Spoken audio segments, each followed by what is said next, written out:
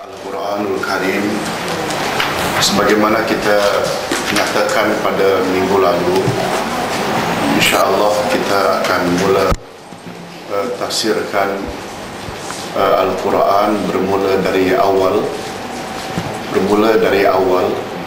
iaitu surat Al-Fatihah dan selanjutnya Al-Baqarah. Demikianlah.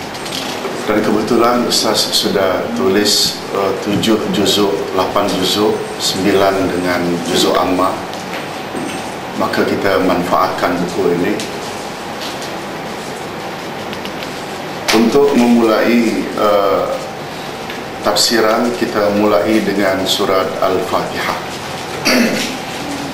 Tolong ikuti. A'udzubillahi minasyaitonirrajim.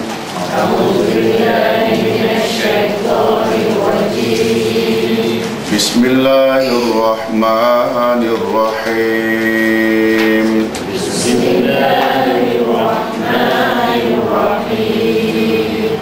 Alhamdulillahi Rabbil Alamin.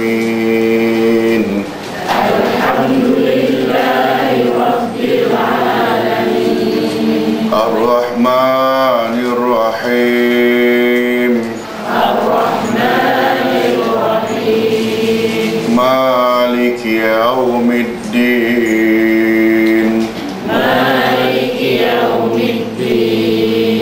Iyyaka na'budu wa iyyaka nasta'in.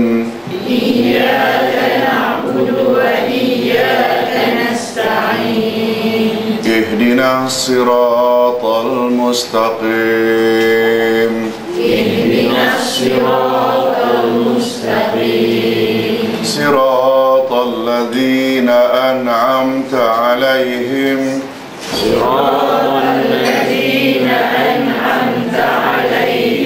Ghairil maghdubi 'alaihim waladdallin.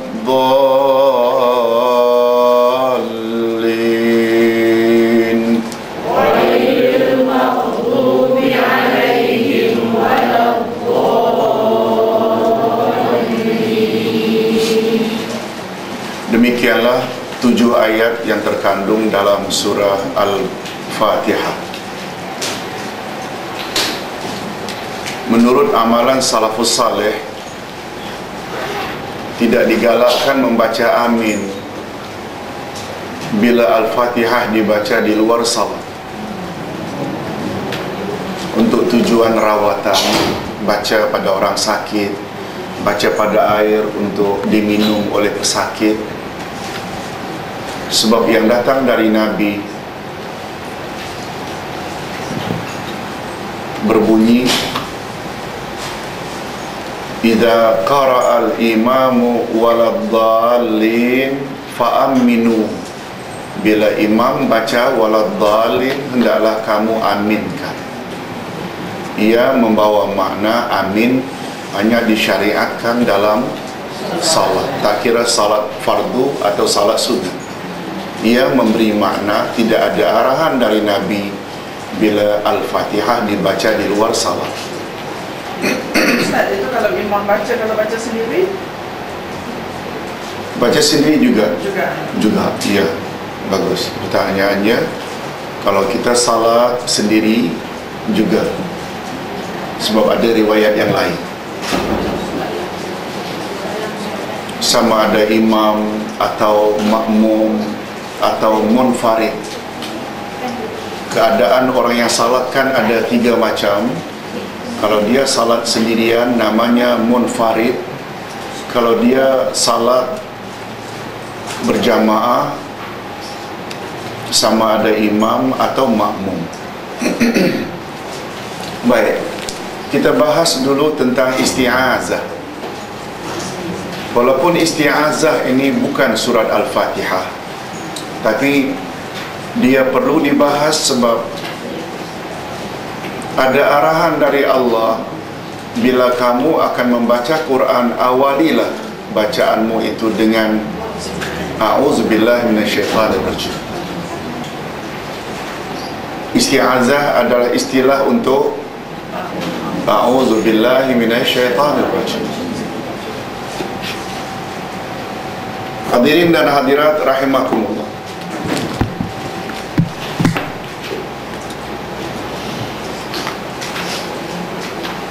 Tolong ikuti. A'udzubillahi minasyaitonir rajim. A'udzubillahi minasyaitonir rajim. Aku berlindung dengan Allah dari syaitan yang terkutuk. Ibu-ibu dan bapak-bapak sekalian, dalam kita mempelajari Al-Quran, bukan sekedar tafsir, tapi lebih cenderung kepada tadabbur. Tadabbur lebih dalam lagi, lebih luas lagi daripada tafsir. Pertama, teks ayat. Yang kedua, terjemahan. Yang ketiga, tafsir. Yang keempat, tadabbur. Tadabbur sampai kepada pembahasan yang tersirat. Kita disuruh oleh Allah Subhanahu wa ta'ala agar tadabbur Al-Quran.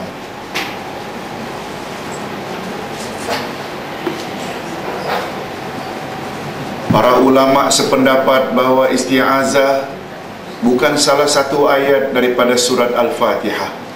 Dia bukan ayat. Hanya di sini kita perlu membahasnya terlebih dahulu, karena kita disuruh membacanya setiap kali kita sebelum membaca Al-Quran.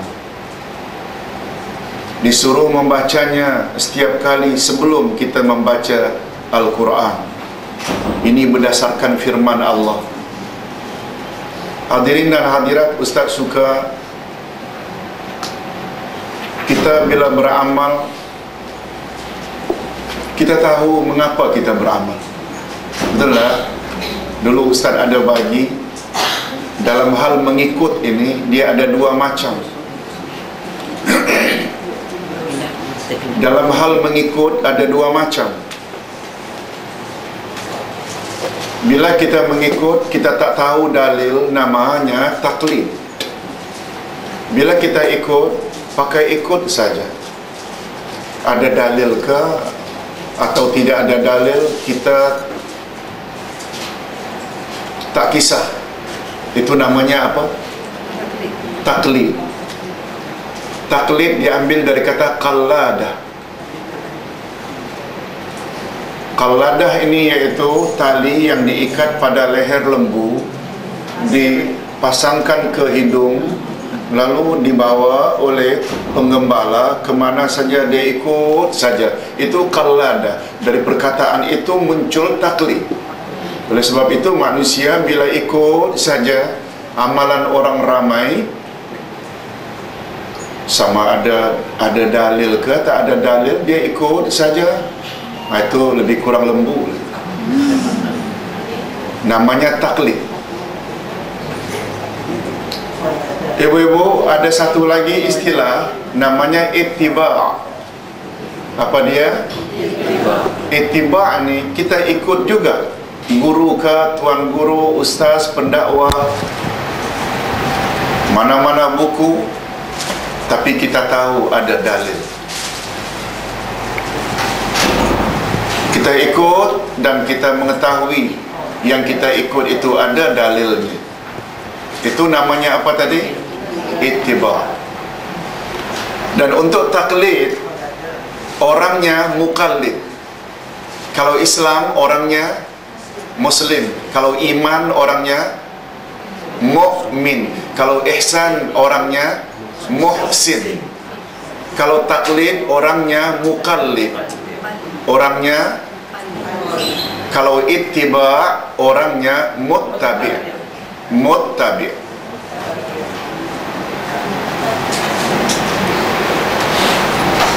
Kalau taklid, mengikut tanpa mengetahui dalil, orangnya dipanggil, ulang, kita biasakan istilah supaya nanti Ustaz tak jelaskan lagi.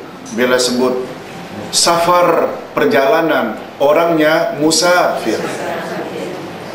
Musafir itu orangnya yang safar. Safar itu traveling, yaitu pemergian, perjalanan. Orangnya musafir.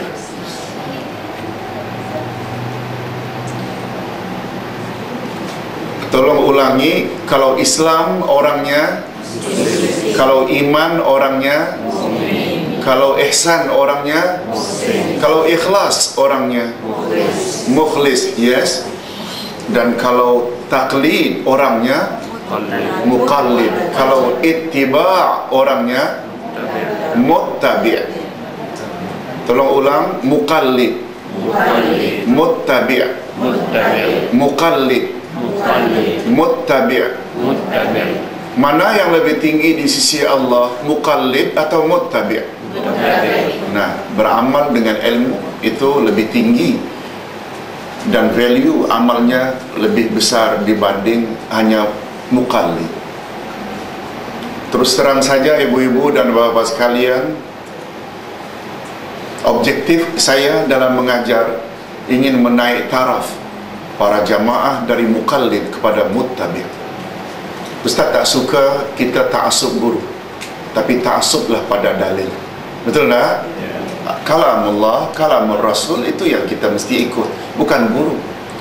Bila kita faham ini, tak timbul kita akan ta'assub guru. Ada setengah guru dia paksakan pendapat dia agar jemaah ikut. No, itu salah. Kita kata ikutlah kalamullah dan kalamur Rasul. Betul tak? Jika kita ikut dua sumber itu, kita tidak akan sesat selama-lamanya. Ini jaminan Nabi, bukan jaminan sesiapa. Baiklah. Jadi, mengapa kita baca a'udzubillah setiap akan memulai baca Al-Quran? Ini ayatnya. Tolong ikuti.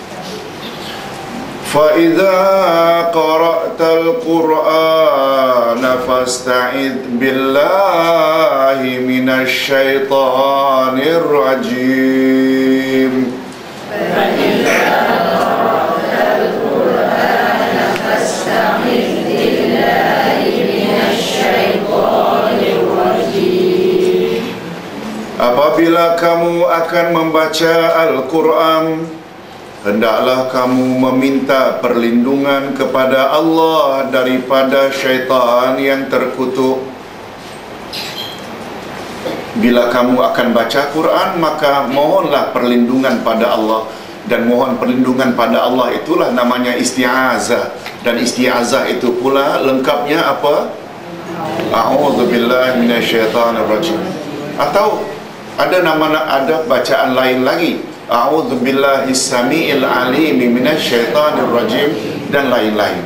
Ustaz ada sebut dalam buku pedoman salat. Ada 3-4 macam jenis isti'azah yang datang dari Nabi.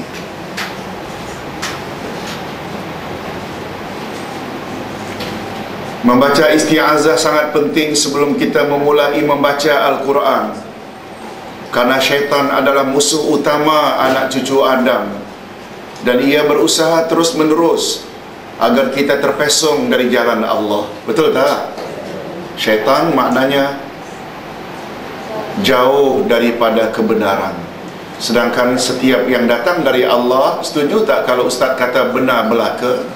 Syaitan mati-matian berusaha agar kita jangan ikut jalan Allah.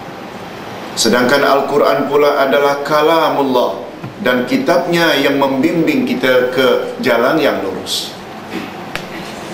Jadi makna isti'azah ialah, aku mohon mendampingi, aku mohon berdamping di sisimu, di sisi Allah dari gangguan syaitan yang terkutuk, yang akan merosak agamaku, yang akan merosak agamaku atau duniaku, atau yang akan menghalangiku daripada melakukan suruhanmu. Karena tidak ada yang dapat melindungi manusia daripada gangguannya kecuali Allah.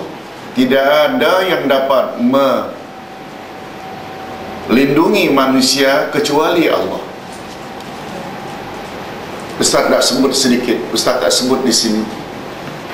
Kata Imam Ibnul Qayyim, rahasia kita memohon kepada Allah dari gangguan syaitan, tahu tak sebabnya? Sebabnya syaitan nampak kita, kita tak nampak syaitan. Syaitan boleh buat kita suka-suka hati syaitan, kita tidak boleh balas. Coba dengar baik-baik ibu-ibu dan bapa-bapa sekalian. Lalu kita memohon protection daripada Allah yang nampak syaitan. Syaitan tak nampak Allah. Allah boleh buat suka-suka hati Allah terhadap syaitan, hancur. Tapi syaitan tak boleh buat apa-apa terhadap Allah. Jadi, tepat tak bila kita memohon perlindungan hanya kepada Allah dari gangguan syaitan? Oleh sebab itu, sikap memohon perlindungan dari syaitan melalui bomo, dukun, tak tepat. Syaitan nampak bomo, bomo tak nampak syaitan. Betul tak? Syaitan boleh tempeleng bomo suka-suka hati. Syaitan tak lawan apa, tak nampak. Tapi bila kepada Allah kita memohon perlindungan, kita minta Allah yang bela kita, yang lindung kita. Allah boleh buat suka-suka hati Allah, nak hancurkan syaitan anytime. Tapi syaitan tak boleh buat Allah apa-apa. Tahu falsafahnya? Itu dia falsafah mengapa kepada Allah kita minta perlindungan, bukan kepada makhluk. Itu sebabnya bukan bomo saja. Istilah Melayu, selisih malaikat 44. Minta pada malaikat pun tak boleh. Syirik hukum. Nanti kita akan jelas makna dari wa iyyaka nasta'in. Hadirin dan hadirat rahimakumullah. Ini yang Ustaz maksudkan tadabbur ya. Jangan kita cari bilangan atau banyaknya lembaran kita boleh selesaikan dalam satu kali kelas ya. Ini cara Ustaz lebih suka, lebih baik kita faham walaupun tak banyak daripada banyaknya lembaran tapi tak begitu faham. Baik, ibu-ibu dan bapa-bapa sekalian, perintah agar membaca isti'azah sebelum membaca Al-Quran menurut jumhurul ulama. Apa makna jumhurul ulama? Majority ulama atau kebanyakan ulama. Jumhur itu maknanya kebanyakan. Itu sebabnya mana-mana negeri yang ketua negaranya dipilih oleh orang ramai namanya jumhur. Terjemahannya republik. Republik Indonesia, Jumhuriyah Al-Indonesia, Jumhuriyah Al-Misriyah. Jumhur maknanya republik. Betul tak republik itu presidennya diangkat oleh orang ramai? Jumhur ulama iaitu majoriti ulama, hukum membaca Al-Fatihah hanya sunat jika bacaan itu di luar salat. Dan mereka berbeza pendapat jika ia di dalam salat. An-Niqash meriwayatkan daripada Al-Ata bahawa hukum membacanya adalah wajib. Ini dalam salat. Ini pendapat Niqash ya. Menurut Ibnu Sirin pula, An-Nakhai dan segolongan kaum, ia perlu dibaca pada setiap rakaat. Ini berdasarkan keumuman perintah tersebut. Jadi rakaat pertama sebelum Al-Fatihah, setelah wajjahtu wajhiya hingga berakhir doa iftitah, a'udzubillahi minasyaitonirrajim, bismillahirrahmanirrahim, alhamdulillahirabbil alamin. Menurut pendapat ini, setiap rakaat nanti naik pada rakaat kedua, a'udzubillah sekali lagi, bismillah, alhamdulillah. Begitu juga rakaat ketiga dan keempat. Adapun menurut Imam Abu Hanifah dan Imam Asy-Syafi'i pula, ia hanya dibaca pada rakaat pertama sahaja. Karena bacaan dalam salat semuanya seperti satu bacaan. Dan alasan yang mengatakan perlu a'udzubillahi minasyaitonirrajim dibaca pada rakaat pertama sahaja, mereka memandang apa? Semua bacaan dalam salat macam satu bacaan. Bagi yang memandang bahawa setiap rakaat adalah bacaan yang berasingan, mereka melihat a'udzubillah perlu dibaca pada setiap rakaat. Dapat faham?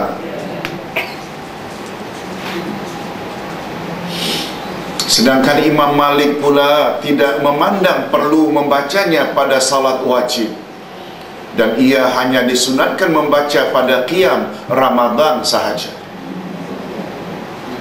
Ibu-ibu, Ustaz suka beri beberapa pandangan para ulama. Tak semestinya kita ikut. Kita ikutlah mana yang kita rasa lebih yakin.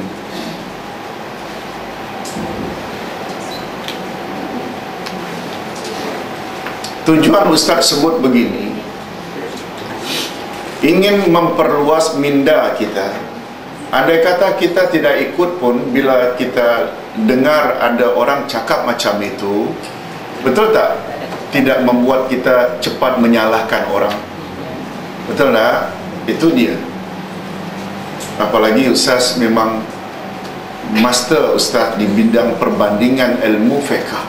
Kita belajar fiqh Syafi'i, fiqh Hanafi, Hambali dengan dalil masing-masing. Itu membuat kita lebih suka.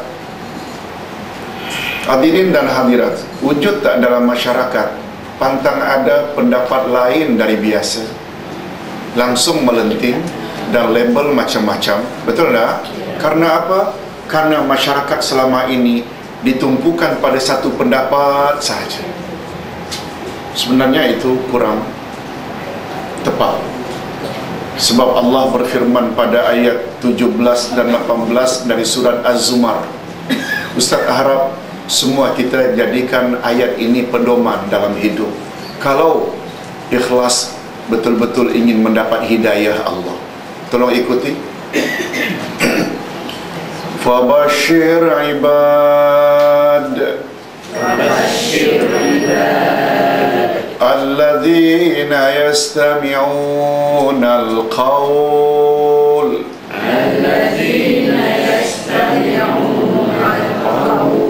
fayattabi'una ahsanah,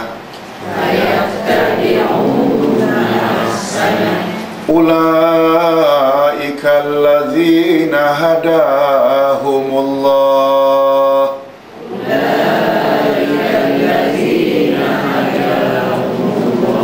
wa ulaika hum ulul albab.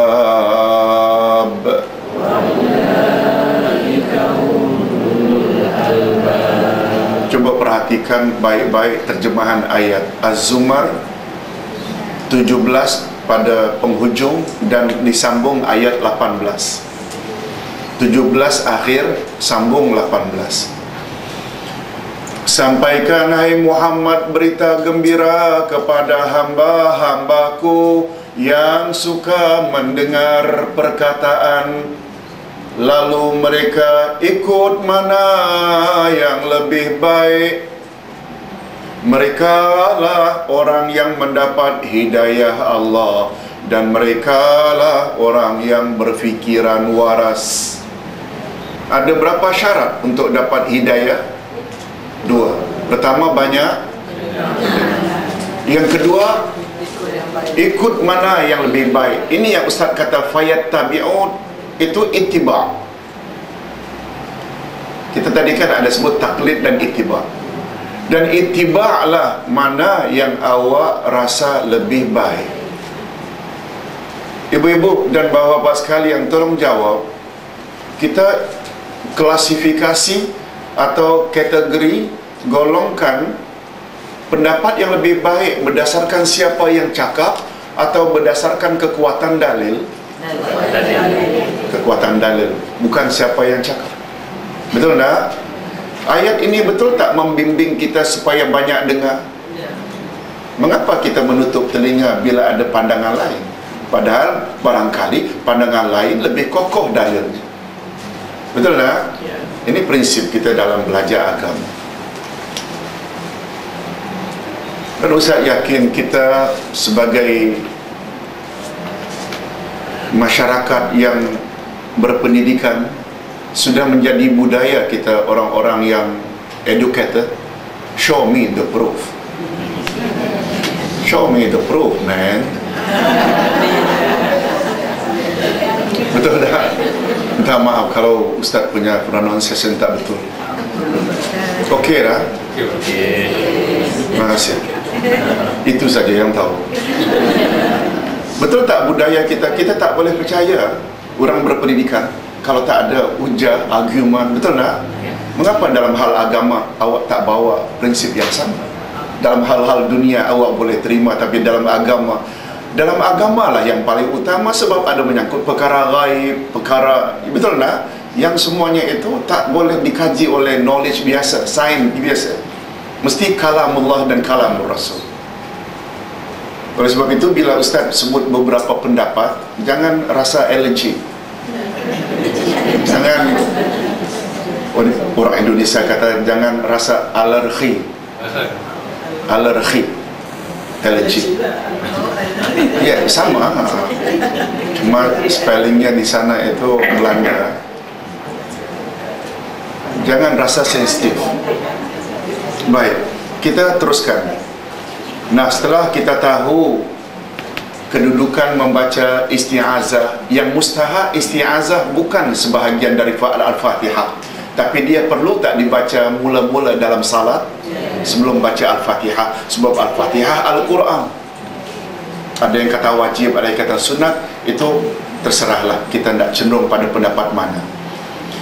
Kita teruskan dengan ayat 1 dari surat Al-Fatihah.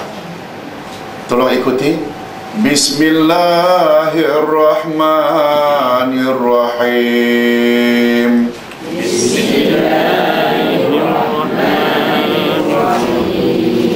Dengan menyebut nama Allah yang Maha Pemurah lagi Maha Penyayang. Para ulama sepakat bahawa basmalah dalam surat An-Naml adalah ayat daripada Al-Quran. Tetapi mereka berbeza pendapat tentang kedudukan basmalah pada awal surat Al-Fatihah. Jadi Ustaz ingin ulang sekali lagi. Kalau tadi kita telah bahas isti'azah, iaitu a'udzubillahi minasyaitanirrajim. Ada satu lagi istilah dalam agama, iaitu basmalah. Apa dia basmalah? Bismillahirrahmanirrahim. Atau istilah lainnya tasmiyah. Boleh juga. Selain basmalah juga dipanggil tasmiyah. Juga istilah untuk bismillahirrahmanirrahim. Basmalah boleh, tasmiyah boleh. Para ulama sependapat bahawa basmalah di dalam surat An-Naml dia adalah sebahagian daripada ayat Quran. Coba lihat footnote 6 di bawah sekali. Tolong ikuti ayat yang dimaksudkan An-Naml ayat 30. Innahu min Sulaiman. Innahu min Sulaiman. Wa innahu bismillahirrahmanirrahim. Wa innahu bismillahirrahmanirrahim. Ini adalah kandungan surat Sulaiman kepada Putri Balqis yang dibawa oleh burung hudhud. Kan ada di dalam surat Sabah, ada kisah dalam surat An-Naml juga. An-Naml itu maknanya semut. Karena ketika rombongan Nabi Sulaiman berjalan, Sulaiman yang faham bahasa binatang mendengar ketua semut menyuruh semut-semut agar masuk dalam lubang. Itu kisahnya. Lalu surah itu dipanggil surah semut, An-Naml. Baik. Hadirin dan hadirat rahimakumullah. Adapun basmalah yang terdapat pada awal surat Al-Fatihah, para ulama berbeza pendapat. Dan dalam hal ini terdapat 3 pendapat utama. Pertama sekali, basmalah bukan ayat dari surat Al-Fatihah dan bukan pula ayat dari surah-surah yang lain. Ini pendapat Imam Malik.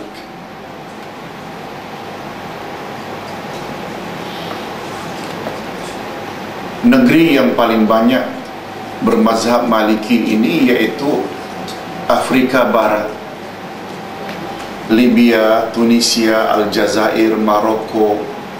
Ini banyak bermazhab Maliki. Yang bermazhab Hanafi pula iaitu Turki, Iraq, termasuk Afghanistan, Pakistan, dan lain-lain. Juga Mesir, sebahagiannya Hanafi, sebahagiannya Syafi'i. Adapun Hambali itu adalah mazhab majoriti Arab Saudi Arabia. Arab Saudi bermazhab apa? Bukan yang satu lagi, yang selalu mendapat tuduhan dia. Termaktub di dalam perlembagaan Arab Saudi bahawa mereka cenderung kepada dalam ilmu fiqh Hambali, Ahmad bin Hanbal. Baik, yang kedua, silakan Pak. Hadirin dan hadirat, adapun yang kedua, basmalah adalah salah satu ayat dari semua surah-surah dalam Al-Quran. Ini pendapat Abdullah bin Al-Mubarak. Nah, ini pula berpendapat semua surah yang diawali dengan Bismillah, Bismillah di depan Al-Ikhlas, Bismillah di depan surat Al-Kafirun, Bismillah di depan surat Ad-Duha, semua adalah sebahagian daripada ayat surah-surah itu. Walau bagaimana, ini pendapat Abdullah Al-Mubarak, salah seorang tabi'in atau tabi'in. Abdullah Al-Mubarak ini ulama terkenal zaman dahulu. Beliau lahir tahun 133 Hijriah, meninggal tahun 177. Mudah mengingatnya, 133 177, hanya 44 tahun kalau tak salah. Betul tak? Allah, ada baby ketawa, ada yang bawa baby. Ibu-ibu, sedikit pengajaran yang dapat kita ambil. Abdullah Al-Mubarak ini salah seorang ulama terkenal zaman silam.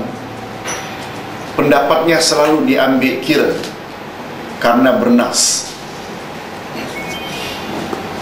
Beliaulah yang pernah berkata, al-ulama'u afdal min abaikum.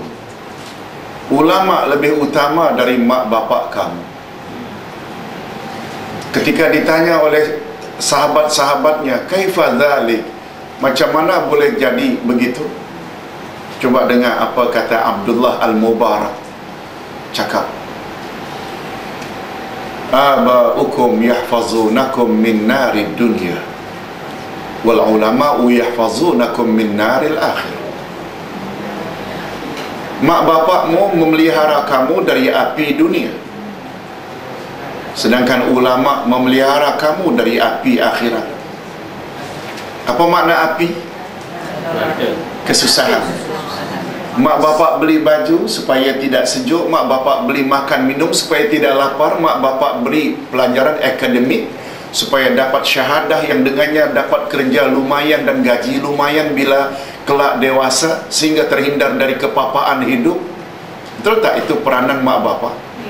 Ulama pula belajar akidah yang betul, ajar cara ibadat yang betul dan akhlak mulia. Betul tak itu semua modal untuk terhindar dari api neraka? Ini Abdullah Al-Mubarak yang cakap, ya, bukan Abdullah Yasin. Tapi Ustaz kira ada betul tak? Ada betul tak? Bagi Ustaz ada lagi yang lebih hebat dari ulama, yaitu mak bapak yang handle dua-dua. Betul tak? Selain pelajaran akademik anaknya maju, dia juga pastikan akidah anaknya, cara ibadat anaknya, akhlak anaknya dia juga jaga. Lagi hebat dari ulama yang hanya jaga bab itu. Mudah-mudahan kita semua diberi kekuatan oleh Allah untuk berbuat demikian. Amin ya rabbal alamin. Siapa tadi yang cakap? Abdullah Al-Mubarak, yang hidup hanya 44 tahun, mati muda maknanya, tapi Masya Allah ilmunya sangat tinggi. Lahir tahun 133, maknanya 17 tahun lebih tua dari Imam Asy-Syafi'i. Syafi'i lahir tahun 150. Betul tak? 133, 17 tahun lebih awal. Syafi'i meninggal 204. Kalau ini 44 tahun, Syafi'i 54 tahun. Lihat tu, orang-orang dulu bukan panjang sangat pun umurnya, tetapi mereka tetap digolongkan sebagai panjang umur. Mengapa? Umur ada dua macam. Umur pertama dari lahir hingga mati, umur kedua dari mati hingga dibangkit pada hari kiamat. Sebab segala karya yang mereka tulis, mereka dapat pahala tak apabila kita baca hari ini? Itu sebabnya terdorong buat buku-buku macam ni. Ibu-ibu, kita kena fikir gitu. Wawasan kita bukan 20-20 saja. Dah jauh melangkau.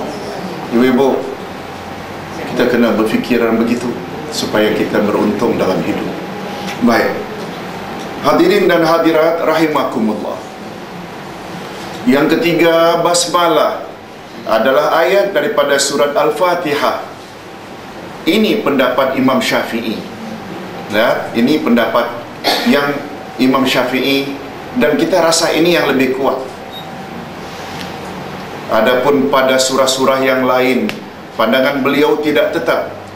Sesekali beliau mengatakan ia ayat pada setiap surah, dan pada kali yang lain pula beliau mengatakan ia bukan ayat kecuali pada surat Al-Fatihah sahaja. Ini pandangan beliau.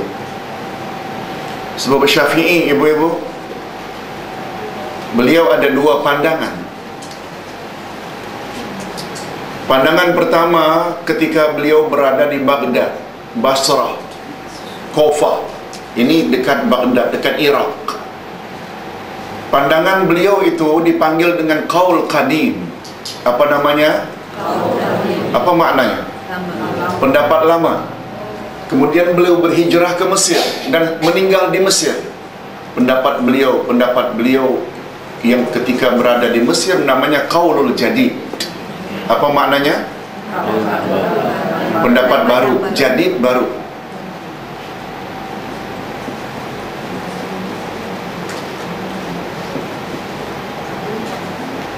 Itu sebabnya di dalam seminar Imam Asy-Syafi'i, Ustaz pernah sebut, kita bermazhab Syafi'i bagus, tapi kita sampai begitu terikat dengan pendapat satu pendapat.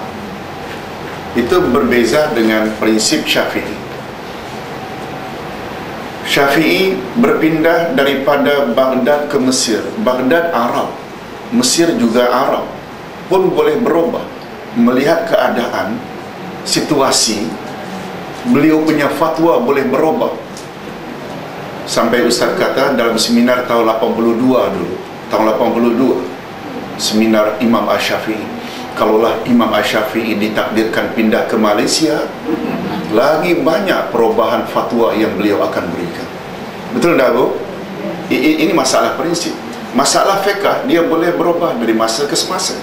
Sebab ajaran Al-Quran, ajaran Nabi Muhammad, dia berkuat kuasa hingga kiamat. Betul tak satu zaman berbeza dengan zaman-zaman yang lain? Itu maknanya dalam perkara-perkara yang kita boleh berbeza pendapat, boleh berubah.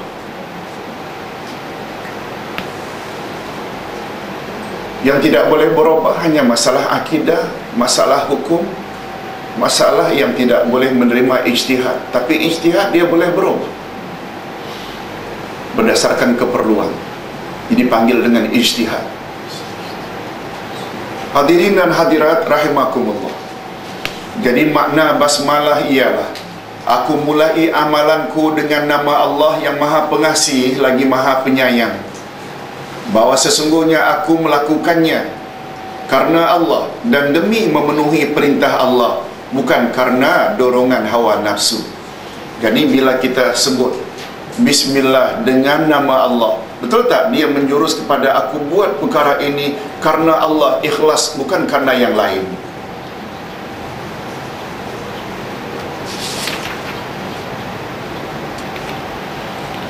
Sebab hadirin dan hadirat, Ustaz tak sebut di sini, tapi Ustaz sebut di tempat yang lain.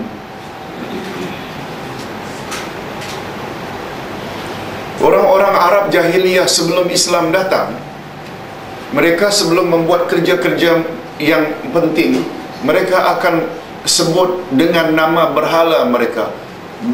Bismil Uzza, dengan nama Uzza. Bismillata dengan nama berhala Lata, Bismil Munat dengan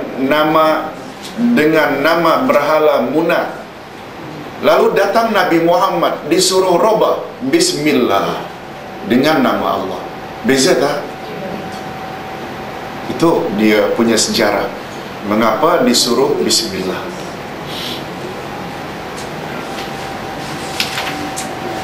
Hadirin dan hadirat rahimakumullah, seolah-olah faedah basmalah pada awal surah mengandungi makna bacalah hai Muhammad surah ini dengan menyebut nama Allah yang Maha Pengasih lagi Maha Penyayang.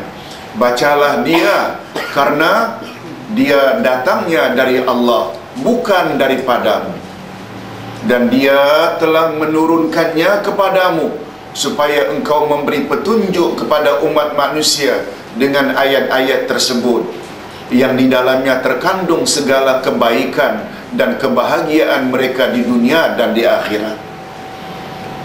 Bacalah itu semua, tunjuk ajar pedoman yang datang dari Allah dengan nama Allah.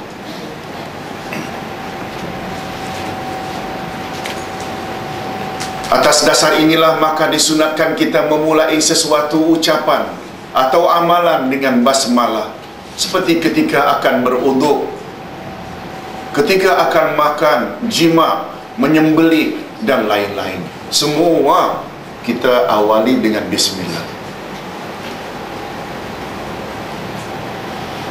Nabi Muhammad sallallahu alaihi wasallam bersabda, tolong ikuti, kullu amrin zibalin lam yubda bi bismillah fahuwa abtar. Barang siapa yang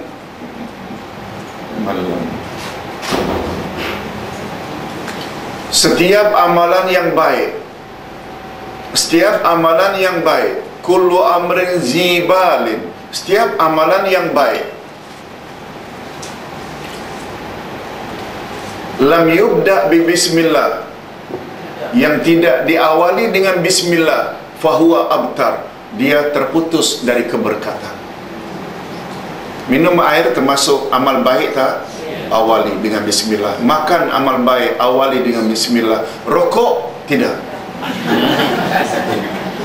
Minum arak tidak. Itu bukan amal baik. Itu sebabnya Nabi batasi kullu amrin zibalin, tiap-tiap amal yang baik. Itu sebabnya tidak pergi keluar rumah, apalagi ke majlis ilmu mencari rezeki, bersilaturahim, bismillah tawakkaltu ala Allah. Menyembelih binatang, bismillah Allahu akbar. Cuma yang paling bagus tu dia ada pasangan, karena kita keluar rumah ada kaitannya menyerah diri agar dipelihara oleh Allah. Awali atau tambah dengan bismillah tawakkaltu ala Allah. Karena menyembelih tidak ada rasa kasih sayang, jangan baca bismillahirrahmanirrahim. Bismillah Allahu akbar. Lihat, semua ada pasangan-pasangan.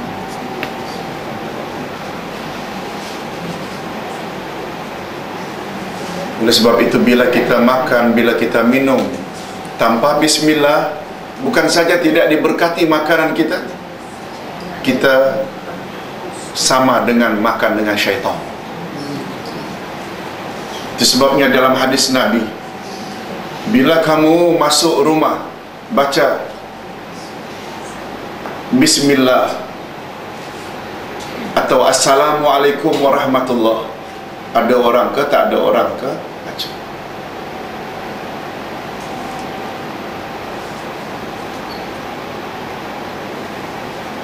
Sebab di dalam hadis Nabi Muhammad sallallahu alaihi wasallam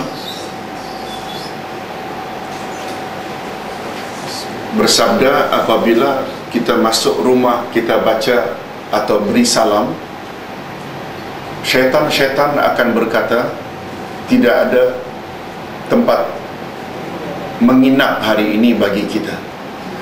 Tapi apabila seseorang yang dalam rumah itu, orang rumah itu membaca bismillah sebelum makan, syaitan akan berkata, hei kawan-kawan, kita malam ini bukan hanya tidak ada tempat menginap, tapi juga tidak ada makanan. Oleh sebab itu bila kita terlupa makan, maaf, bila kita terlupa baca bismillah, bila kita lupa baca bismillah ketika akan makan, kita akan makan bersama syaitan. Tapi apabila kita teringat lupa baca bismillah, lalu kita baca bismillahi ala awwalihi wa akhirihi, atau bismillah awalan wa akhirah, syaitan-syaitan yang tadi makan bersama, dia akan muntah. Begitu hadis Nabi SAW. Jadi bismillah ni mustahak tak? Sangat mustahak. Dengan nama Allah, dengan pertolongan Allah. Baik, itu tentang bismillahirrahmanirrahim. Tolong ikuti ayat berikutnya. Alhamdulillahi Rabbil Alamin. Alhamdulillahi Rabbil Alamin. Segala puji milik Allah, Tuhan semesta alam. Allah Subhanahu wa ta'ala telah menyanjung dan memuji dirinya sendiri. Dan sebenarnya di dalam sanjungan ini tersirat perintah Allah kepada hamba-hambanya agar mereka menyanjung dan memujinya. Jadi seolah-olah dia berfirman, ucapkanlah Alhamdulillah.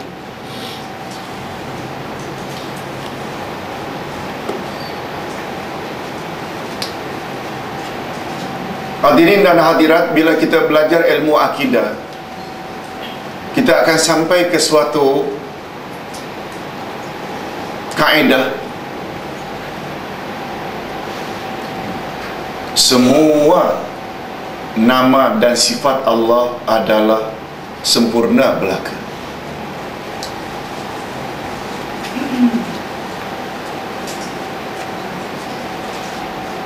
Kesempurnaan sifat yang ada di sisi Allah boleh ada pada manusia, dan ada pula yang tak boleh ada pada manusia.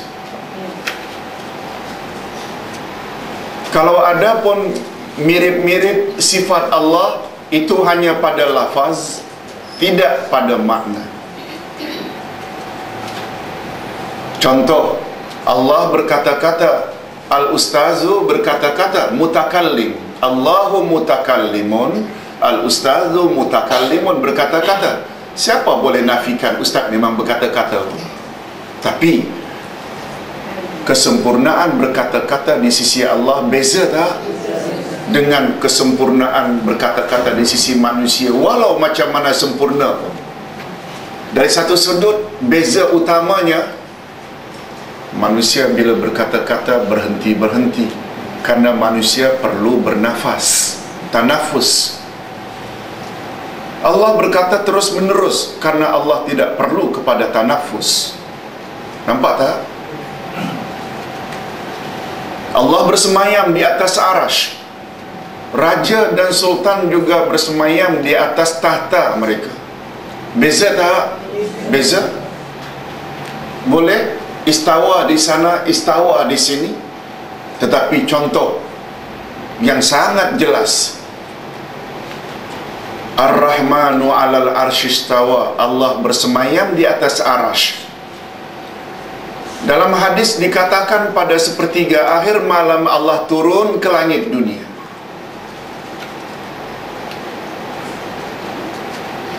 Ketika Allah turun ke langit dunia sepertiga akhir malam, Allah tetap berada di atas arash.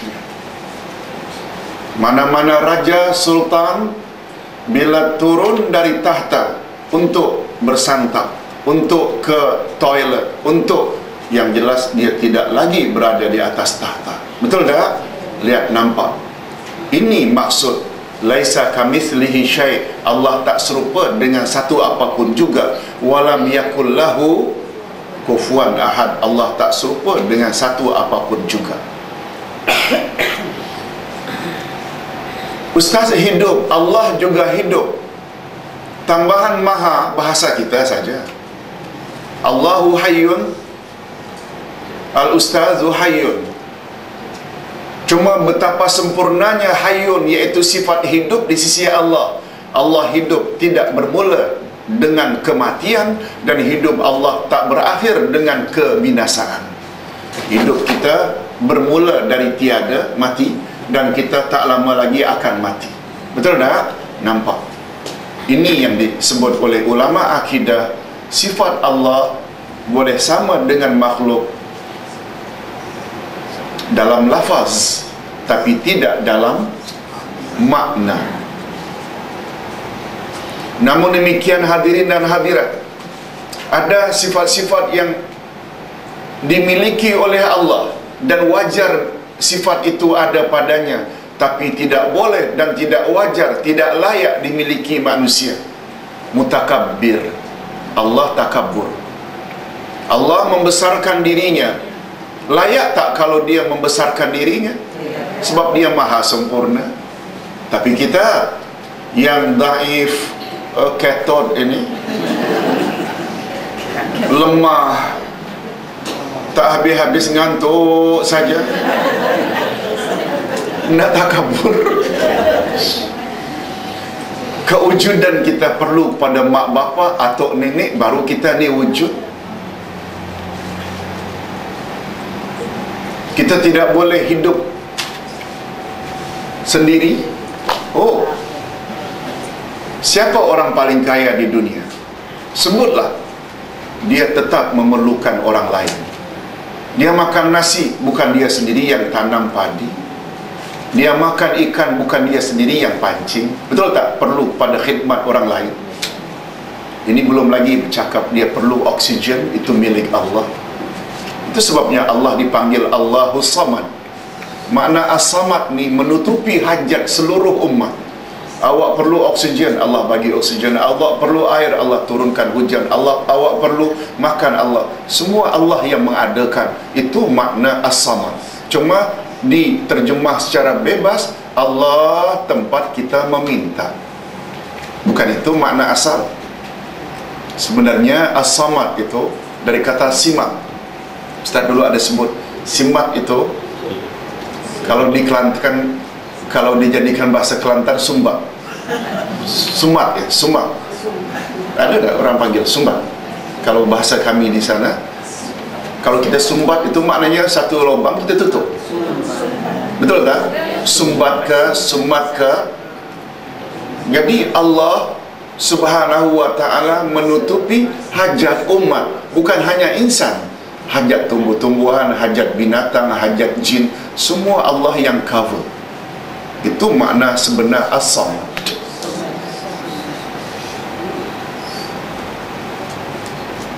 Hadirin dan hadirat rahimakumullah. Jadi kaedah dalam ilmu akidah, semua nama dan sifat Allah sempurna belaka. Setuju tak? Semakin banyak didedahkan sifat mulia sempurna bagi Allah, semakinlah kita merasa betapa kerdil dan kecilnya kita. Ustaz ulang, ini poin. Semakin banyak sifat Allah kita ketahui, kita yakini, akan semakin terasa kita betapa agungnya Allah. Tahu tujuan Ustaz sebut ini? Kaedah menyebut di dalam semua nama Allah ada sifat Allah. Ustaz pernah sebutkan? Dalam nama-nama Allah saja yang popular ada berapa? Al-Asma'ul Husna, 99 nama Allah. Di dalam setiap nama ada sifat. Mustahil Allah memberi namanya dengan sesuatu nama lalu Allah tidak membawa sifat dalam nama itu. Allah menamakan dirinya mutakallim, mustahil Allah bisu. Allah menamakan dirinya Sami'un, maha mendengar, mustahil Allah pekak. Allah menamakan dirinya Basirun, maha melihat, mustahil dia buta. Betul tak? Allah menamakan dirinya Al-Hayyu, maha hidup, mustahil dia mati. Allah menamakan dirinya adil, maha adil, mustahil dia zalim. Dapat faham? 99 nama Allah, di situ saja dah ada berapa sifat Allah? Siapa batasi sifat hanya 20? Ustaz tak mau pertikaikan, cuma nak tanya saja. Bukankah semakin banyak, lebih dari 20 kita dedahkan nama Allah, membuat kita rasa semakin kerdil di hadapan Dia yang Maha Agung? Kemana 79 nama lagi yang tersirat di dalam nama-nama Allah Al-Asma'ul Husna? Mengapa batasi hanya 20?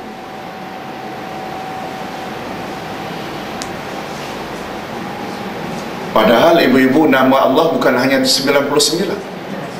Ustaz ada sebut tak? Sebab di dalam doa Nabi, doa minta dihilangkan rasa gundah, sedih. Ya Allah, ya Tuhan kami bertawassul padamu melalui nama-namamu yang Engkau turunkan dalam kitabmu. Dalam apa maksudnya? Al-Quran. Dan kami bertawassul kepadamu melalui nama-namamu yang Engkau beritahu kepada rasul-rasulmu. Maknanya kepada rasul, iaitu hadis. Dan kami bertawassul kepadamu melalui nama-namamu yang Engkau simpan di dalam khazanah ilmu ghaib yang ada di sisimu. Yang itu tu kita tahu tak? Dia tersimpan. Memberi makna nama Allah lebih dari 99. Berapa? Wallahu a'lam. Dalam setiap nama pula ada sifat Allah. Oleh sebab itu jangan batasi sifat Allah hanya 20. Prinsipnya, makin banyak sifat Allah kita ketahui, semakin dia kita lihat semakin agung, semakin agung. Macamlah kita tahu pemimpin itu dia pemaaf, dia penyabar, dia juga kaya, dia juga pemurah. Betul tak? Semakin banyak sifat pemimpin itu, kita semakin respect dia. Logiknya kan macamnya. Bukan bermaksud tak menyamakan pemimpin dengan Allah. Allah Maha. Maksudnya, bila semakin banyak sifat Allah itu kita yakini, semakinlah kita merendah diri kepada Allah Azza wa Jalla. Tunduk setunduk-tunduk. Ini tinjauan akidah. Ustaz selalu menafsirkan ayat Al-Quran berorientasikan akidah. Sebab kita kan dah belajar dalam buku akidah, Al-Quran adalah kitab akidah yang paling besar. Setiap ayat memberi isyarat akidah. Baik, ibu-ibu dan bapa-bapa sekalian, kita teruskan dengan Alhamdulillah. Faedah alif dan lam pada Alhamdu. Faedah alif dan lam pada Alhamdu adalah untuk menyatakan keseluruhan jenis pujian hanyalah milik Allah. Ini sebagaimana sabda Nabi Muhammad sallallahu alaihi wasallam. Tolong ikuti. Allahumma lakal hamdu kullu. Allahumma lakal hamdu kullu. Walakal mulku kullu. Walakal mulku kullu. Wa biyadikal khairu kullu. Wa biyadikal khairu kullu. Wa ilaika yarji'ul amru kullu. Wa ilaika yarji'ul amru kullu. Ya Allah, milikmu segala puji-pujian, dan milikmu semua kerajaan, dan di tanganmu semua kebaikan, dan kepadamu kembali segala urusan. Ibu-ibu, di antara faedah alif lam, bila berada di depan isim atau noun, dia membawa faedah listighraqil jinsi. Listighraqil jinsi. Tolong ulang. Listighraqil jinsi. Mencakupi seluruh jenis noun itu. Ustaz buat contoh mudah.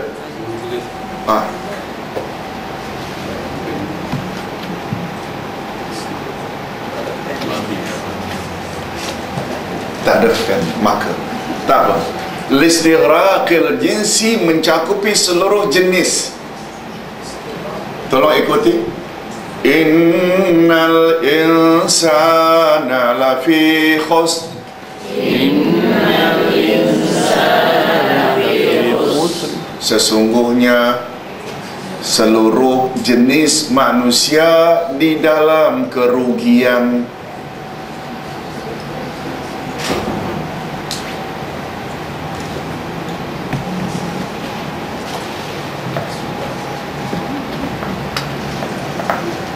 Yang Ustaz maksudkan tadi ini,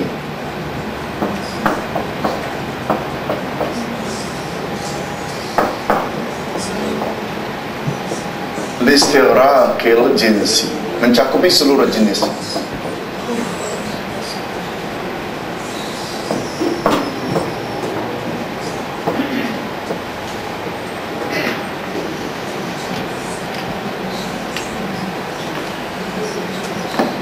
Innal insana lafi khusrin illa, sesungguhnya insan di dalam kerugian. Insan yang mana? Inna, sesungguhnya, al-insan, manusia, lafi, sungguh-sungguh di dalam khusrin, kerugian. Jadi terjemahan selari, sesungguhnya insan di dalam kerugian. Ustaz tak tanya, insan yang mana? Semua jenis insan. Dari mana kita dapat ambil terjemahan semua jenis? Alif lam yang ada di depan insan. Ustaz pernah beri khutbah di salah satu hotel yang dihadiri oleh SBY, Presiden Indonesia, di Kuala Lumpur, sempena OIC, persidangan OIC penghujung tahun 2008. Ustaz ulas ini, semua manusia dalam kerugian. Al-insan, dia buruh kasar ke, dia bos, dia laki-laki ke, dia perempuan, dia guru ke, dia murid, dia presiden ke, dia menteri, dia rakyat biasa, semua rugi. Kecuali insan berkenaan itu ada 4 perkara: iman, amal saleh, ajak orang kepada kebenaran ilahi, kemudian sabar. Mesej Ustaz supaya semua kita tahulah, maknanya kita mesti semua bergerak kepada mengajak. Kalau dia presiden, ajaklah rakyat kepada kebenaran ilahi agama Islam, betul tak? Kalau dia sebagai guru, kalau dia sebagai ibu bapa, semuanya mesti. Iman dan amal saja tak cukup. Iman dan amal saja tak cukup. Kita mesti ajak orang. Betul tak? Semakin tinggi dia punya kedudukan dan statusnya, semakin memungkinkan dia untuk mengajak dan memarakkan agama Islam. Jangan dihalang Islam itu tidak bangkit. Sebab itu tugas insan, dan insan itu seluruh jenis insan. Dia lelaki ke, dia perempuan, dia guru ke, dia murid, semua namanya insan. Dia nelayan ke penoreh getah, selagi namanya insan, semua rugi, kecuali jika ada 4 perkara. Hadirin dan hadirat rahimakumullah, mula-mula Ustaz ragu juga nak sebut itu di depan presiden, sebab bersamanya ada 12 menteri lain yang datang. Rupanya begitu turun daripada mimbar, setelah selesai salat, dipanggilnya Ustaz kira apa ni? Dipeluknya dan dia panggil menteri-menteri lain yang 12 orang. Itu isi khutbah itu bukan untuk saya seorang, tapi untuk kamu juga, tahu. Alhamdulillah, dalam hati sampai juga mesej. Betul tak? Dia faham. Tidak beritahu insan ini bukan insan dalam pengertian orang tertentu. Tidak. Itu sebabnya dakwah ni bukan tugas ustaz saja menyampaikan kebenaran. Sebab ayat tidak berbunyi innal ustadza lafi khusrin. Betul tak? Ayat tidak berbunyi innal ustadza lafi khusrin. Innal insan, awak selagi awak bertaraf insan, awak kena ada 4 perkara. Selagi hayat di kandung badan, setuju tak kalau ustaz katakan kita mesti lengkapi yang 4 ini sebelum nyawa kita dicabut? Lihat tu faedah belajar Quran, belajar tafsir. kita tahu ke mana diri kita ingin letakkan dalam hidup ini. Baik, berbalik kepada alhamdulillah. Hamdun maknanya puji-pujian, tapi bila ada alif lam di depannya maknanya seluruh jenis puji-pujian lillah, hanya milik Allah. Itu sebabnya jangan suka dipuji. Kalau ada pun orang yang puji, kita kembalikan pujian itu pada Allah. Masya Allah, Tuhan sekarang nampaknya makin sehat, alhamdulillah. Lepas itu dia balikkan pujian orang tu pada Allah. Masya Allah, Tuhan sekarang pakai kereta baru, alhamdulillah. Semuanya alhamdulillah. Jangan telan bulat-bulat, apalagi sampai kembang lubang hidung. Itu sebabnya dosa besar orang yang suka bodek, yang suka jack, suka angkat-angkat orang karena ada matlamat tertentu, dia puji. Kadang-kadang tidak pada tempatnya dia puji. Yang puji pun sok sendiri, kesenangan, lalu bantu. Itu sebabnya kata Nabi, bila kau lihat ada orang yang suka memuji, ambil pasir masukkan ke mulutnya. Sebab apa? Prinsipnya segala puji milik siapa? Milik Allah saja. Dan layak tak kalau dia itu dipuji? Sebab dia maha sempurna.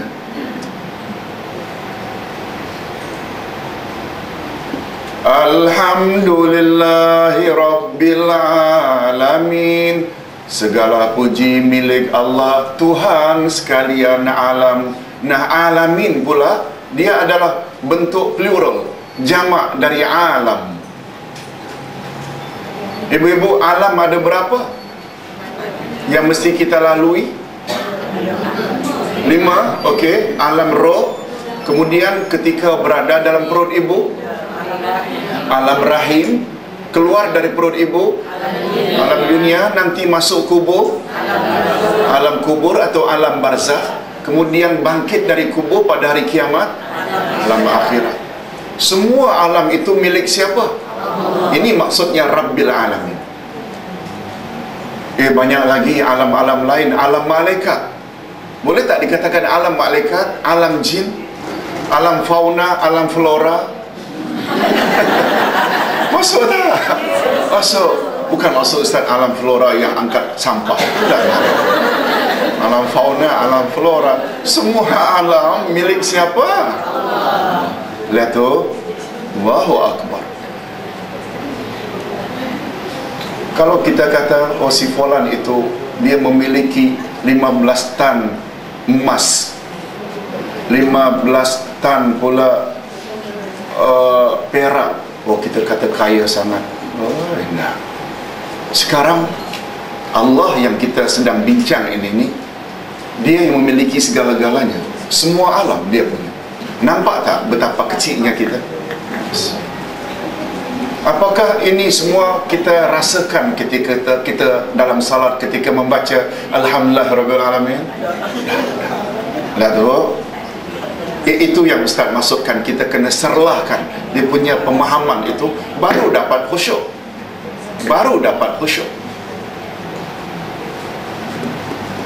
Baik, kita teruskan sedikit. Ustaz ulang sekali terjemahannya. Ya Allah, milikmu segala puji-pujian, milikmu semua kerajaan, di tanganmu semua kebaikan, dan kepadamu kembali segala urusan. Adapun Rabbil Alamin terdiri dari dua kata, Rabb dan Al-Alamin. Perkataan Rabb mengandungi beberapa makna, antaranya Al-Khaliq, Rabb dengan makna Al-Khaliq yang mencipta, Al-Malik yang memiliki, Al-Hafiz yang memelihara. Rabb juga mengandung Al-Mudabbir yang mengurus. Rabb juga mengandung makna Al-Murabbi yang mendidik. Sedangkan Al-Alamin pula maknanya segala yang wujud selain daripada Allah. Dan menurut Az-Zujaj maknanya segala ciptaan Allah sama ada di dunia atau di akhirat. Betul tak? alam roh, alam rahim, alam dunia, alam barzakh, alam akhirat, syurga, neraka, semua alam itu milik siapa? Allah Azza wa Jalla.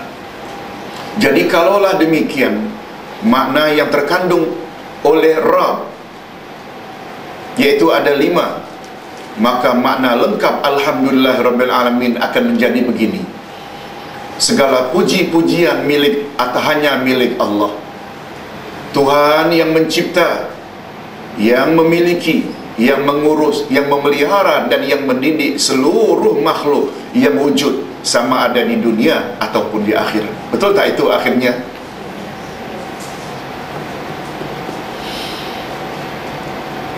Oleh sebab itu bila kita bawa dalam bab akidah, ada tak yang namanya tauhid rububiyah? Ada tak? Bila kita esakan Allah dari sudut perbuatan-perbuatannya, mencipta, memiliki, mentadbir, menghidupkan, mematikan, itu hanya kerja Allah. Tidak ada mana-mana pihak yang mampu berbuat demikian. Maka bila keyakinan kita terhadap yang boleh cipta dan lakukan perkara itu hanya Allah sahaja, tidak yang lain, namanya tauhid rububiyah. Setuju tak kalau Ustaz katakan tauhid tersebut tidak hanya milik umat Islam? Orang kafir pun percaya. Betul tak? Itu dia. Tauhid rububiyah diambil rububiyah dari kata Rabb. Siapa yang mencipta, siapa yang memiliki, siapa mentadbir, siapa yang mendidik, siapa yang memelihara, siapa yang mengasuh, itu semua kandungan perkataan Rabb. Hanya saja hadirin dan hadirat, dalam kaedah bahasa Arab, kalau Rabb itu disandarkan kepada makhluk, dia boleh kembali kepada makhluk, dia boleh juga kembali kepada Allah. Lihat, hanya saja jika Rabb dimasukkan alif dan lam, Ar-Rabb, kalau Ar-Rabb, maka ia khusus untuk Allah sahaja. Kan dulu kita ada sebut alif lam itu namanya alif lam ma'rifah. A house, baitun, sebuah rumah. Tapi kalau kita dah sebut the house, itu al-bait. Umpamanya datanglah salah seorang staf, bos, si fulan itu datang, dia dari syarikat anu yang beralamat di sana, dia datang nak jumpa tuan. Dah disebut dah namanya, dia dari syarikat mana, addressnya di mana. Lalu Ustaz akan kata, ib'ath li ar-rajul, send me the man, send to me the man. Lebih kurang macam itu. Sorry ya kalau salah bahasa Inggeris Ustaz. Send me the man, the man, betul tak? Karena dah maklum dah, sebab namanya itu dari syarikat anu, the man. Ab'ith atau arsil ilayya ar-rajul, the man. Oleh sebab itu bila Rabb memakai alif lam, itu sudah termaksudkan Allah sahaja. Dapat faham maksud saya? Ya. Dan untuk Allah sahaja. Tetapi jika tanpa alif lam, maka ia boleh digunakan untuk Allah Subhanahu wa ta'ala dan hambanya. Seperti umpamanya Rabbul Ibad. Allah adalah Rabbul Ibad, iaitu Tuhan sekalian hamba. Tentu itu maksudnya. Maksudnya siapa? Rabbul Ibad. Dia adalah Rabb bagi seluruh hamba. Maksudnya siapa? Allah sahaja. Sebab hamba, kita ni hamba. Tetapi kalau umpamanya penggunaan disebut dengan Rabbu hadzal bait, Tuhan Kaabah ini, juga merujuk kepada siapa? Allah. Kan ada dalam surat Quraisy, falyabudu rabb hadzal bait, sembahlah Tuhan rumah ini, iaitu Kaabah ini. Maksudnya siapa? Allah. Tetapi apabila disebut si Ahmad itu Rabbul Ghanam, Ghanam itu kambing. Jangan artikan Tuhan kambing, tapi dia dalam bahasa Arab dengan makna pengembala kambing. Rabbul Ghanam, pengembala kambing. Rabbul Usrah, umpamanya dia adalah ketua keluarga. Usrah itu ketua keluarga, suami. Atau Fatimah adalah Rabbatul Bait. Rabbatul Bait, suri rumah. Orang Arab di dalam pasport kalau menyebut umpamanya Fatimah, dia punya pekerjaan apa? Rabbatul Bait, maknanya suri rumah. Apa dia?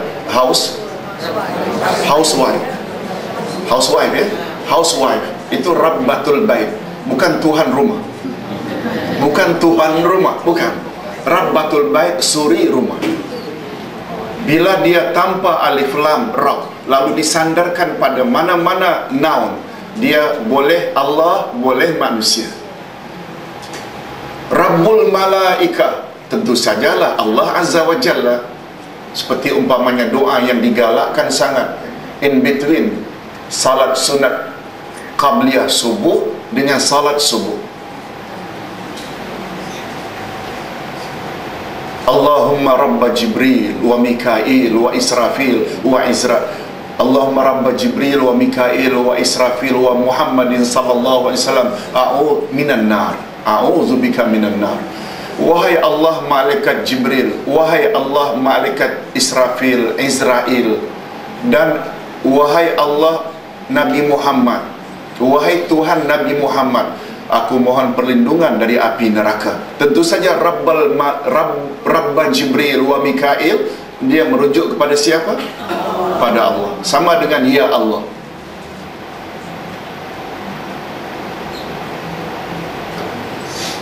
Baik, hadirin dan hadirat rahimakumullah, kita sambung satu ayat lagi. Tolong ikuti. Ar-Rahmanir Rahim.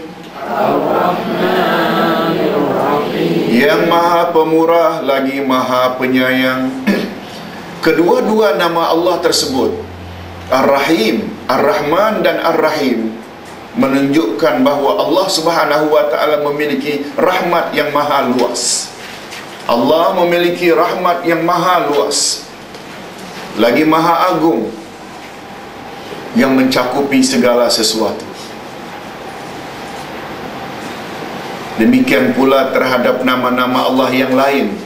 Umpamanya pada nama Allah Al-Alimu, dia maha mengetahui dan dia memiliki ilmu yang sangat luas dan dia mengetahui segala sesuatu.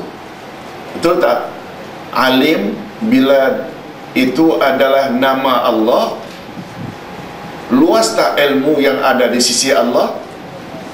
Tetapi bila manusia juga dikatakan dia alim, betul dia alim, dari sudut nama, maaf, dari sudut lafaz tak beza. Allahu alimun. Asy-Syafi'i alimun. Imam Syafi'i juga orang alim. Boleh tak? Kebolehan hanya dalam lafaz saja, tetapi tidak dalam makna. Makna alim di sisi Allah, luas ilmu Allah.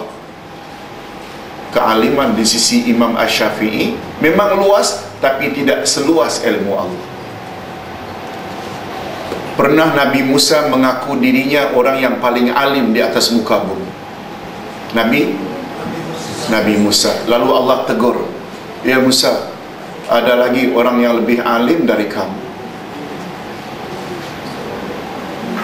Lalu Musa tanya, ya Rabb, Musa kan boleh bercakap direct dengan Allah. Siapa gerangan manusia itu? Boleh tak engkau beritahu aku supaya aku boleh belajar daripadanya? Lalu Allah beri arahan, berjalanlah kamu menyusur pantai. Di pertemuan dua lautan kau akan jumpa manusia itu. Lalu dia ajak rakannya, menyusurlah pantai. Akhirnya di pertemuan dua lautan, di tepi pantai, dia berdua kawannya duduk di atas batu. Lalu ombak laut yang melanda batu, percikannya itu sampai ke tempat bekalan mereka, makanan mereka, antara lain ikan yang sudah dimasak. Kena percikan itu dia hidup, ikan itu meloncat-loncat lalu masuk ke laut.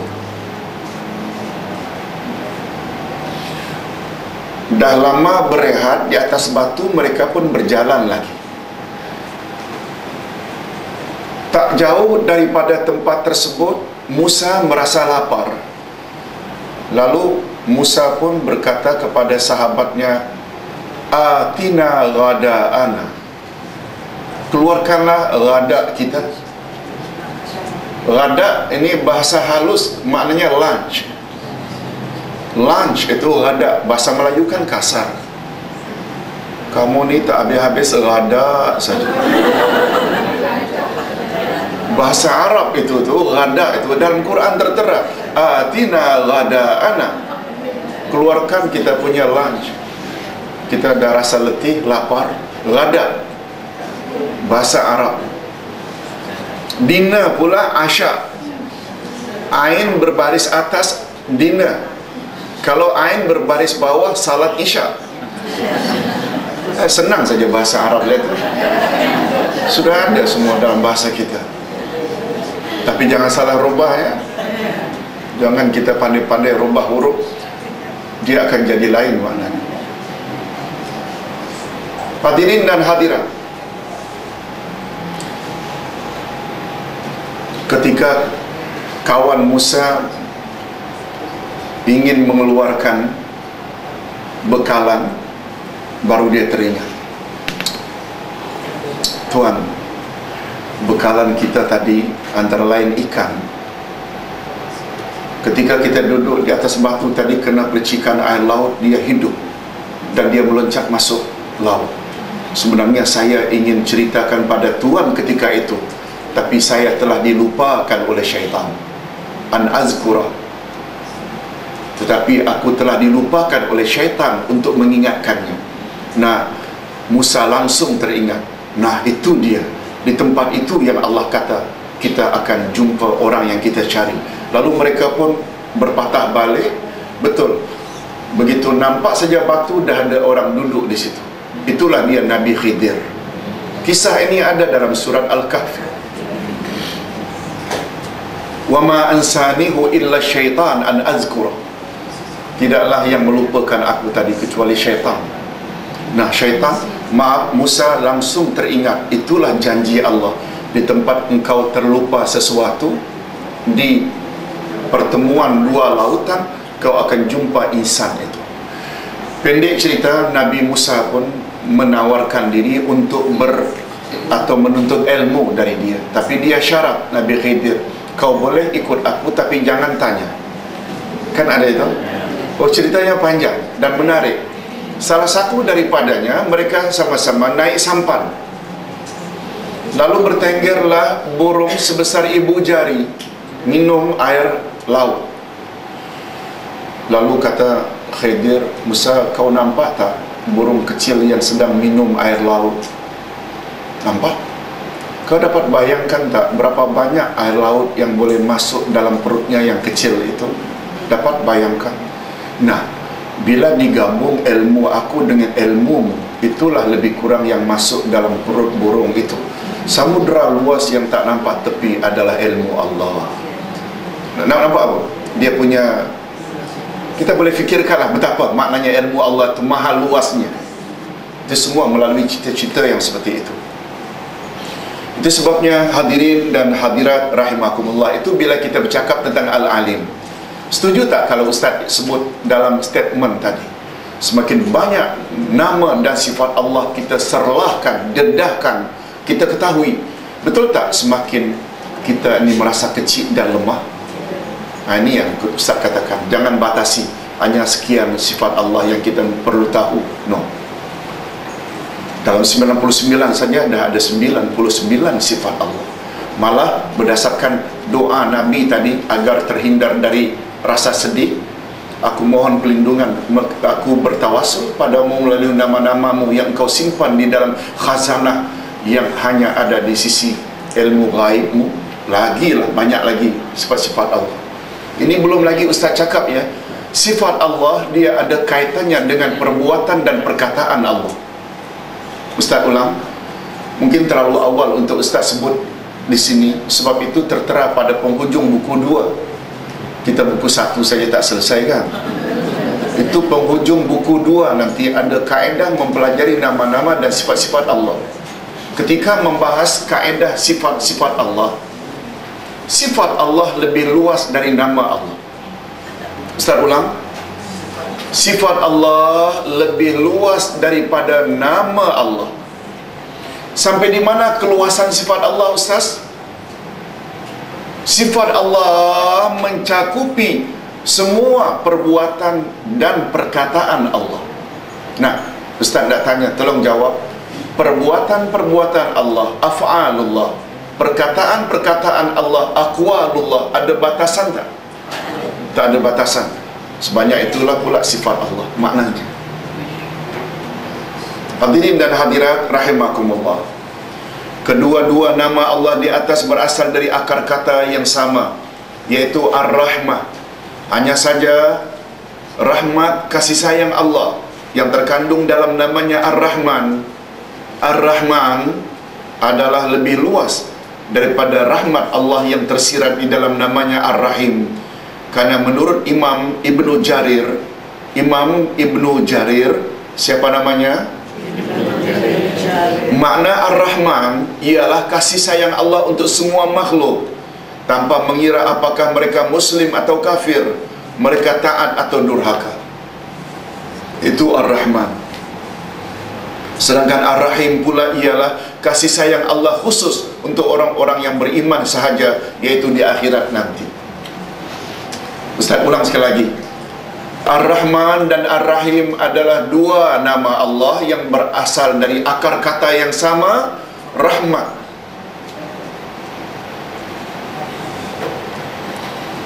Hanya saja bila dibandingkan Ar-Rahman dengan timbangan fa'lan,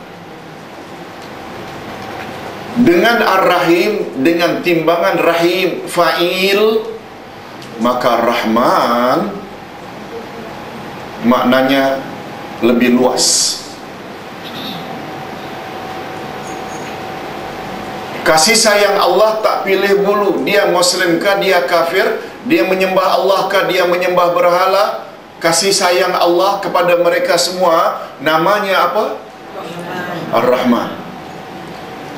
Itu sebabnya dalam kaedah bahasa Arab, timbangan Rahman sama dengan fa'lan, dia lil mubalaghah. Tolong ulang. Lil mubalaghah. Untuk menyatakan berlebih-lebihan. Umpamanya, Ustaz buat contoh. Air malak penuh, full. Tapi dari kata malak ini, bila berlebihan dah mula melimpah, ini namanya malian. Apa namanya? Malian. Penuhnya melimpah. Betul tak berlebihan? Ana atish, saya dahaga. Atish. Tapi kalau dia gunakan istilah ana atishan, saya dahaga sangat. Boleh minum tak? Boleh minum tak? Atshan, ana atshan, dahaga sangat. Anta kasl, kasl malas. Tapi bila disebut anta kaslan, malas sangat. Nanti cakap abang yang kerjanya melingkar saja, tak mau mencari rezeki macam ular sawa. Anta kaslan. Dia akan tanya, apa tu kaslan? Dah awak rajin. Padahal kesalahan itu dari kaf sin lam malas. Kaslan sama tak dengan Rahman? Maknanya pada Rahman itu kasih sayang Allah bersangat-sangatan. Siapa berusaha, dia Muslim ke, dia kafir ke, dia akan diberi oleh Allah rezeki yang lebih. Betul tak orang kafir lebih kaya dari orang Islam dalam banyak hal.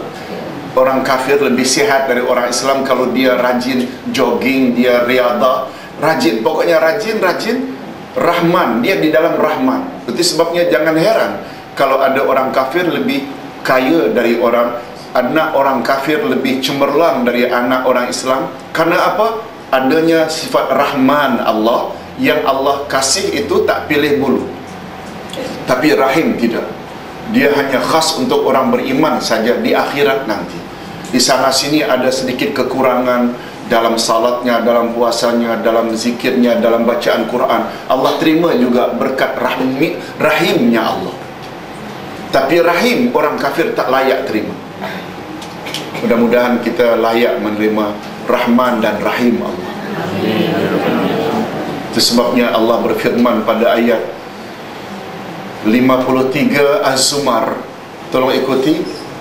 Qul ya ibad, Qul ya ibad, alladzina asrafu ala anfusihim la taqnatu min rahmatillah. Katakan, wahai hamba-hambaku, jangan kamu putus asa akan rahmat Allah. Maaf, belum sempurna. Katakanlah, wahai hamba-hambaku yang bergelumang maksiat, jangan sekali-kali kamu fras akan rahmat Allah. Maknanya, kita jika ada dosa banyak macam mana pun, jangan putus asa akan rahmat Allah. Nampak tak luasnya betapa rahmat Allah itu? Pernah dengar tak 99 satu orang pernah membunuh 99 orang? Lalu dia minta nasihat dari seorang yang banyak beribadah, minta supaya memberi dia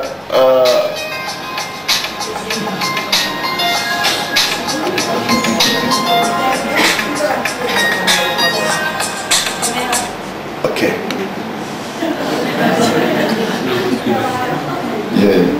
Apa tadi, Pak?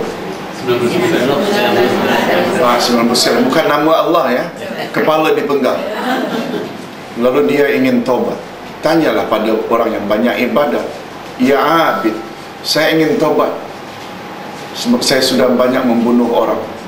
Kata Abid, senangnya kamu nak minta ampun pada Allah setelah membunuh 99 orang, mana mungkin. Akhirnya dia geram, dia pancung pula biar genap 100 kepala orang yang banyak ibadah. Tapi hasrat ingin tobat terus membara. Akhirnya dia jumpa seorang yang betul-betul alim. Dia orang alim, saya sudah bunuh 100 orang, ada peluang ke untuk saya minta ampun pada Allah? Orang alim, ini namanya alim. Mana ada dosa yang tidak boleh diampuni oleh Allah? Lalu dia pun minta ampun pada Allah Azza wa Jalla. Ibu-ibu, ceritanya panjang. Ketika dia tidak pergi ke negeri lain, tidak membetulkan dirinya, lalu tersandung, jatuh, lalu mati. Dalam hadis, boleh dijumpai hadis ini di dalam kitab Riyadhus Salihin oleh Imam An-Nawawi. Malaikat syurga, malaikat neraka berebut nak cari, nak bawa dia ke syurga dan ke neraka. Ketika mereka bertengkar, Allah utus malaikat hakam. Tahu orang itu alim yang sebenar atau tidak alim, tengok saja sikapnya bila kita mengandung, kita banyak buat dosa. Sifatnya, responnya menjadi kita pesimis atau optimis. Dapat faham saya? Yang pertama tadi kan membuat kita pesimis. Mana mungkin awak banyak dosa? Dah. Sebab kata salafus saleh, orang yang alim, sebenar-benar alim, tidak pernah akan membuat orang itu jadi putus asa akan rahmat Allah. Dapat faham? Golongan yang kedua tadi kan dia kata, mana ada dosa yang tidak boleh diampuni oleh Allah? Yang penting awak kena tobat nasuha lah. Macam itu umpamanya. Itu sebabnya kita, apa saja latar belakang orang buat maksiat ini, bila datang pada kita, jangan buat dia jadi fras. beri dia semangat untuk. Ada kemungkinan tak orang yang bergulung maksiat ni bila dia tobat dia jadi lebih baik dari orang yang lain? Ya, tak mustahil. Dalam kehidupan sehari-hari gitu. Jadi hadirin dan hadirat rahimakumullah, ini bezanya Ar-Rahman dan Ar-Rahim. Saya kira cukup sampai di sini dulu.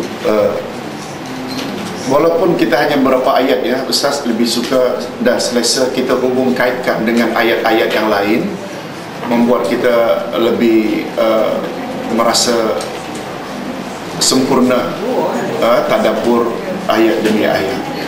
Sekian dulu. Di sini ada pertanyaan.